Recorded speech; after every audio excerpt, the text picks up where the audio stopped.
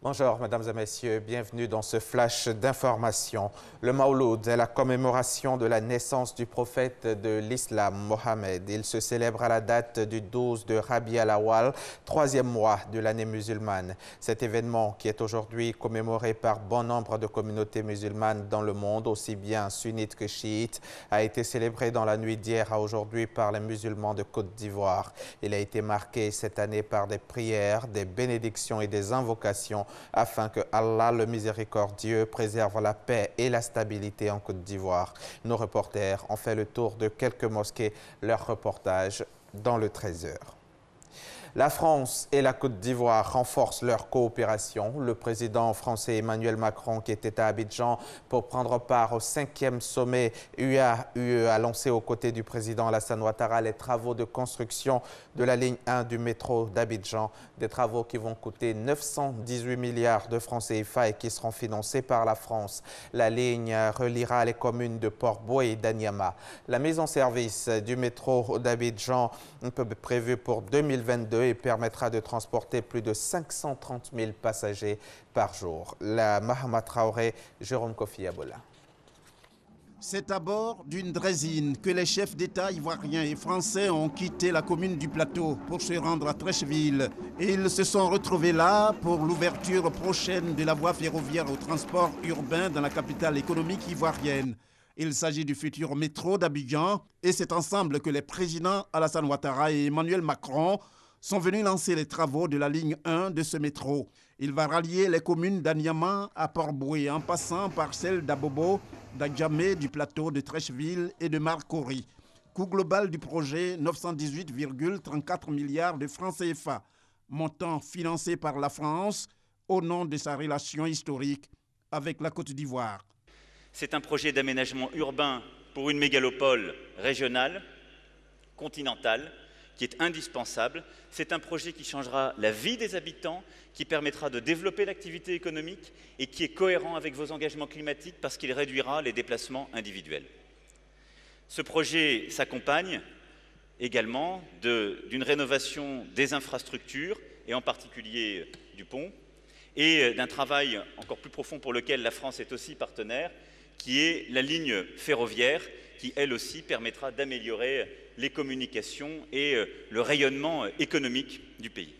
Je suis fier qu'un groupement d'entreprises français permette la réalisation de ce projet au bénéfice des Abidjanaises et des Abidjanais. Et je veux ici vous dire que la France vous a proposé une offre de financement sans précédent. Avec 1,4 milliard d'euros, cette offre constitue l'effort le plus important que la France ait jamais réuni au démarrage d'un projet de transport urbain à l'étranger. Je me réjouis du lancement des travaux de la construction du métro d'Abidjan, un projet ambitieux dont la matérialisation doit beaucoup à votre engagement personnel, à voir la France nous accompagner dans son financement. Ce projet, dont je souhaite l'aboutissement rapide, est un motif de grande fierté. Il va révolutionner et fluidifier le transport urbain à Abidjan, impacter positivement l'économie nationale et la qualité de vie de nombreux foyers, grâce notamment aux 2000 emplois qu'il va générer et aux gains de temps qu'il va entraîner aux 530 000 Abidjanais. Je dis bien 530 000 Abidjanais qui vont l'emprunter quotidiennement et aux 180 millions de passagers qu'il va transporter par an. Il était impensable qu'Abidjan, ville africaine de plus de 5 millions d'habitants, n'ait pas son métro pour affirmer sa modernité et son dynamisme. Nous avons toujours voulu le meilleur pour les Ivoiriens en matière d'infrastructure. À cet égard, le métro d'Abidjan bénéficiera de toutes les dernières technologies et des équipements modernes dédiés au confort des Ivoiriens. La mise en service de la ligne 1 du métro d'Abidjan est prévue pour 2022. Elle viendra ainsi désengorger le trafic routier et lagunaire dans la capitale économique ivoirienne. Pour aller vite, le président français suggère la mise en place d'un comité de suivi des travaux. Il sera essentiellement chargé de veiller au respect des délais des normes de qualité et à l'implication des PME ivoiriennes dans le projet.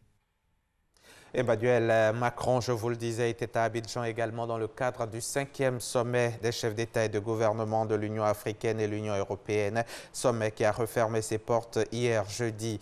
Après 2 jours de travaux intenses, les dirigeants africains et européens ont proposé des pistes de solutions pour l'insertion des jeunes et lutter de façon efficace contre l'immigration clandestine. Nous sommes le 1er décembre 2017 et le 1er décembre de chaque année marque la journée mondiale de lutte contre le sida.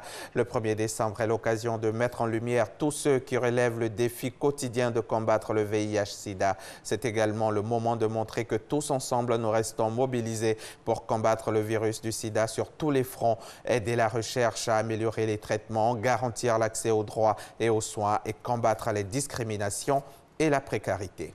Et puis, sport pour terminer, le tirage au sort de la 21e Coupe du monde de football a lieu ce vendredi 1er décembre au Kremlin à Moscou en présence de plusieurs stars du ballon rond. Un grand jour pour les 32 nations qui participeront à ce mondial 2018, mais aussi pour le pays organisateur de l'événement. La Russie est-elle prête? Pour l'heure, à 6 mois du mondial de football russe, 5 enceintes sur 12 sont opérationnelles. Les autres stades sont encore en travaux. Fin de ce flash, on se retrouve à 13h pour le point complet de l'actualité.